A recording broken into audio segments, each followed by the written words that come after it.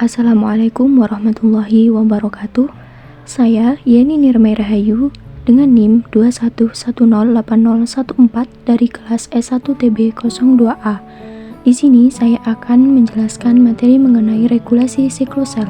Pengertian dari regulasi siklus sel yaitu sistem yang beroperasi secara siklis serta melibatkan berbagai molekul dalam sel yang memiliki fungsi untuk menginduksi dan mengkoordinasi berbagai tahap dalam proses siklus sel.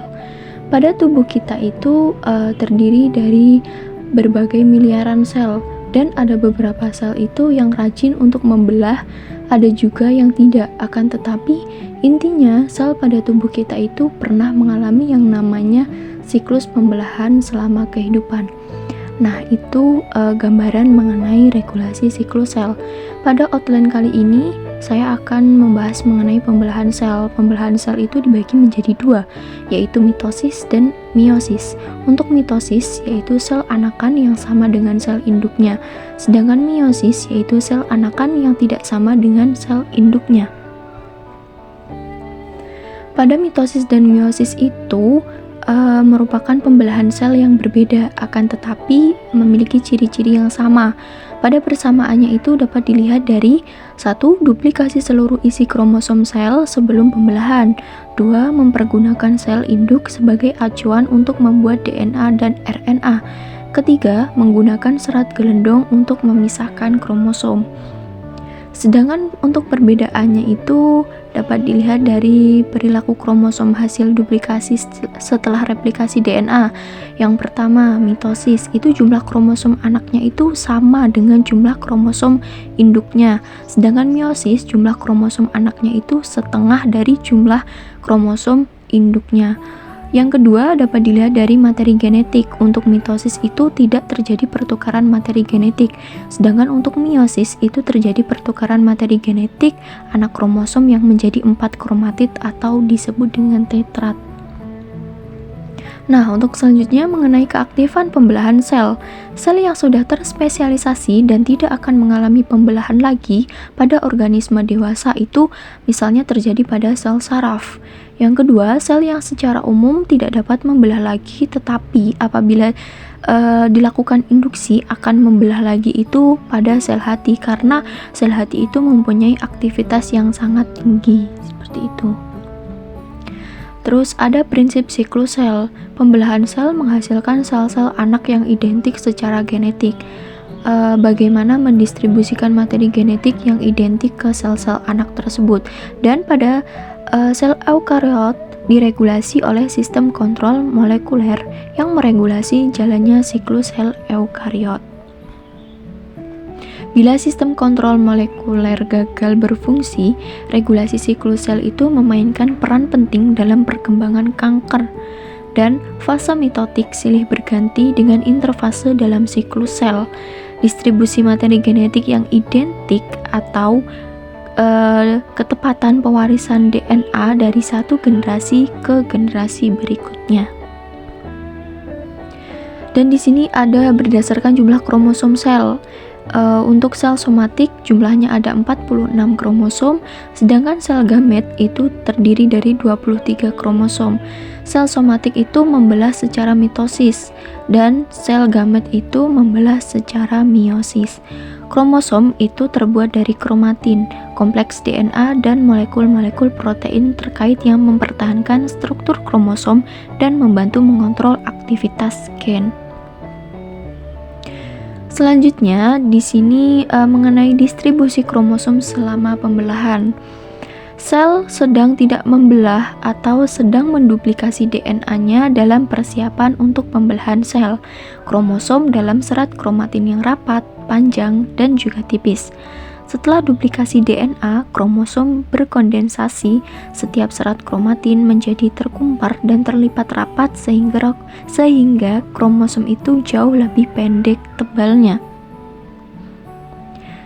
Dan setiap kromosom itu terduplikasi memiliki 2 kromatid yang masing-masing itu mengandung molekul DNA identik, saling melekat menurut panjang berkaitan dengan kompleks protein adhesif atau kohesin.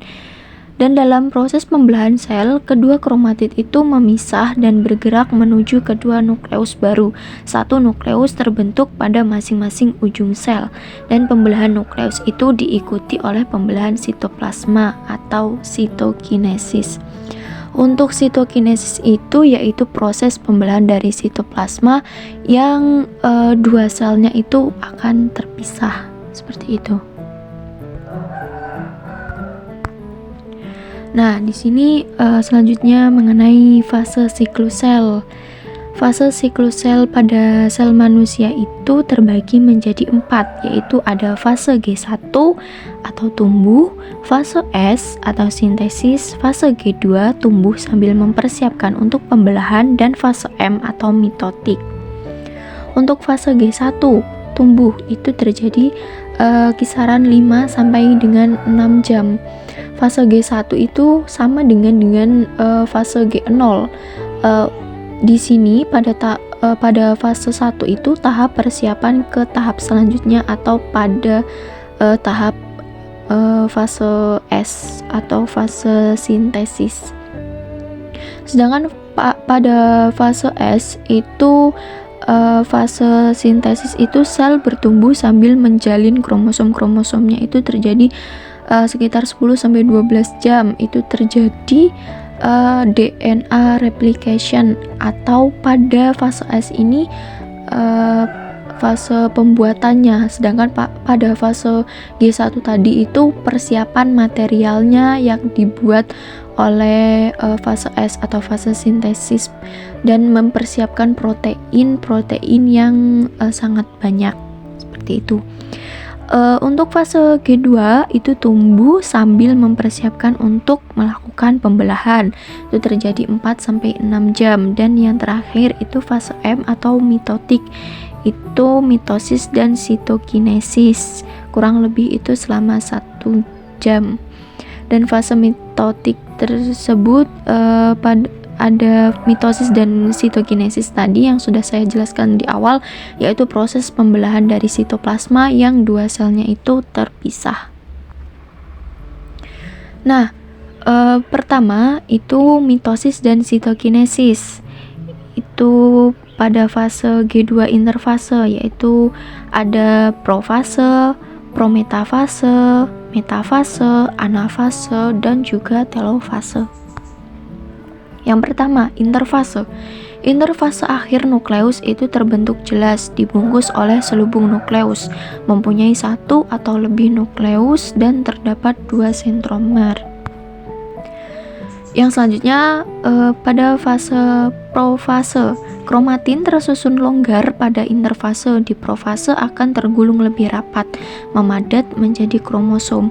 Perubahan nukleus dan sitoplasma. Nukleoli menghilang, kromosom terduplikasi, dan terbentuk 2 kromatid identik. Dalam sitoplasma, gelendong mitotik itu mulai terbentuk dari mikrotubul yang keluar dari sentriol, dan sentriol itu mulai bergerak. Selanjutnya, pada prometafase, yaitu nukleus terfragmentasi, mikrotubul berinteraksi dengan kromosom. Kedua kromatid yang berasal dari satu kromosom memiliki struktur khusus, yaitu kinetokor. Dan interaksi ini menyebabkan kromosom mulai melakukan suatu gerakan. Selanjutnya pada metafase, mikrotubul non-kinetokor berinteraksi dengan mikrotubul dari kutub sel yang berlawanan. Sentrosom sekarang berada pada kutub yang berlawanan dalam sel. Kromosom berkumpul pada plat metafase, dan sentromer dari seluruh kromosom itu membuat formasi sebaris dan kromatid. Selanjutnya pada proses anafase, yaitu pasangan sentromer dari setiap kromosom itu berpisah yang akhirnya melepaskan kromatid. Kromatid sekarang itu dianggap sebagai kromosom lengkap, dan kromatid yang tadinya menyatu mulai berpisah ke arah kutub sel yang berlawanan. Mikrotubul kinetokornya memendek karena mikrotubul kinetokornya melekat dengan sentromer, maka sentromernya itu tertarik lebih dahulu. Dan selanjutnya ada telofase. Mikrotubul non-kinetokor lebih memperpanjang sel lagi dan nukleus anak terbentuk pada kedua kutub sel. Selubung nukleus terbentuk kembali dari fragmen-fragmen selubung nukleus induk dan bagian lain seperti endometrium. Kromosom menjadi kurang tergulung menjadi benang-benang halus yang disebut dengan kromatid. Selanjutnya pada tahap meiosis dan gametogenesis. Meiosis itu terjadi pada sel gamet yang sudah dijelaskan di awal, yaitu ovum dan spermatozoa. Kromosom induk itu tidak sama dengan sel anaknya atau kromosom dari anaknya, yaitu dari bentuknya dan juga jumlahnya. Kromosom pada autosom tubuh itu 22 ps dan gonosom itu gonad atau 1 ps. Gonosom penentu jenis kelamin, yaitu ada X dan juga Y. Selanjutnya pada meiosis. Meiosis itu ada dua tahap pada tahap interfase, yaitu meiosis 1 dan meiosis 2. Pada meiosis 1 itu profase 1, metafase A1, anafase 1 dan telofase 1 dan juga sitokinesis. Meiosis 2 itu juga sama, profase 2, metafase 2, anafase 2 dan telofase 2 dan juga sitokinesis. Pada interfase sama dengan mitosis, di mana meiosis itu juga dimulai dengan replikasi kromosom. Interfase akhir nukleus itu terbentuk jelas dibungkus oleh selubung nukleus dan mempunyai satu atau lebih nukleus, juga terdapat 2 sentromer. Pada profase 1 merupakan fase yang lebih kompleks dan lama dibanding profase mitosis. Kromosomnya itu mulai memadat. Kromosom homolog membelah bersamaan membentuk kromatid sebagai pasangannya, sehingga terbentuk 4 kromatid atau 2 pasang yang saling menyilang tetap terikat dalam kromosom. Persilangan yang terikat ini disebut dengan kiasma dan segmen kromosom saling bertukar. Pada profase 1 itu ada yang namanya leptoten, zigoten, pakiten, dan diploten atau diakinesis. Leptoten itu pasangan kromosom homolog terletak berdampingan, hampir tidak terlihat. Sedangkan zigoten itu kromosom menebal dan memendek, terlihat pada mitosis. Pakiten itu terjadi sinapsis atau pindah silang, pertukaran kromatid. Dan yang terakhir itu diploten atau diakinesis. Kromosom semakin memendek, terbentuk kiasma yang bergabung dengan lengan kromosom yang bentuknya itu tidak sama dengan kromosom induknya. Sementara komponen sel lainnya itu mempersiapkan diri, misalnya pada nukleus itu membelah, mitosis dan membran nukleus. Nukleusnya itu mulai menyebar. Sentriol mulai bergerak ke arah yang berlawanan. Serat gelendong dari mikrotubul itu mulai terbentuk yang berikatan dengan kinetokor yang berasal dari kromosom. Pada profase 1 ini dapat berlangsung beberapa hari, bahkan sampai kurang lebih itu 90% dari waktu meiosis. Selanjutnya pada metafase 1 pada tahap meiosis, kromosom tersusun pada plat metafase dengan pasangan homolog. Pada masing-masing pasangan tetap berada pada mikrotubul kinetokor masing-masing sentriol, dan mikrotubul masing-masing sentriol itu menempel sesamanya. Selanjutnya anafase 1, serat gelendong itu menggerakkan kromosom ke arah kutub dengan pasangan kromatid tetapi terikat pada sentromer. Bedanya dengan mitosis itu apa? 1. Kromosom homolog bergerak ke kutub yang berlawanan atau ke kutub yang searah. 2. Kromosom itu tetap berpasangan. Dan yang ketiga, serat gelendong itu memisahkan pasangan kromatid dari masing-masing kromosom. Dan selanjutnya ada telofase 1 dan sitokinesis. Serat gelendong tetap memisahkan pasangan kromosom sampai ke kutub sel. Setiap kutub mempunyai satu set kromosom atau haploid, tapi setiap kromosom itu tetap mempunyai pasangan kromatid. Sitokinesis terjadi secara simultan membentuk 2 sel anak, membran nukleus terbentuk. Terjadi interfase 2 sebelum meiosis 2 dan terjadi replikasi lagi untuk persiapan untuk melakukan meiosis 2. Dan yang selanjutnya itu pada tahap meiosis 2, di mana masing-masing sel anak itu melakukan pembelahan yang sama dengan mitosis yang diakhiri dengan terbentuknya 4 sel anak. Selanjutnya membawa kromosom haploid, dan komposisi kromosom anaknya itu tidak sama dengan komposisi kromosom induk atau tidak mirip.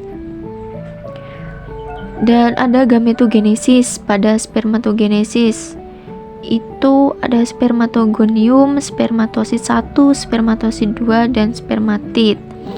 Dan tahap terakhir yaitu spermatozoa yang terbentuk menjadi 4 spermatozoa. Proses ini itu terjadi di tubulus seminiferus di testis pada laki-laki. Satu siklus spermatogenesis itu kurang lebih terjadi selama 72 jam.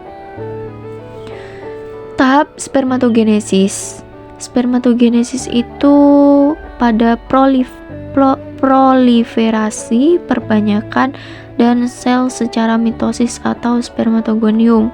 Pada meiosis itu pada proses meiosis 1 dan meiosis 2. Dan spermatogenesis transformasi dalam pembentukan kepala spermatozoa. Nah, ini pada spermatozoa orang.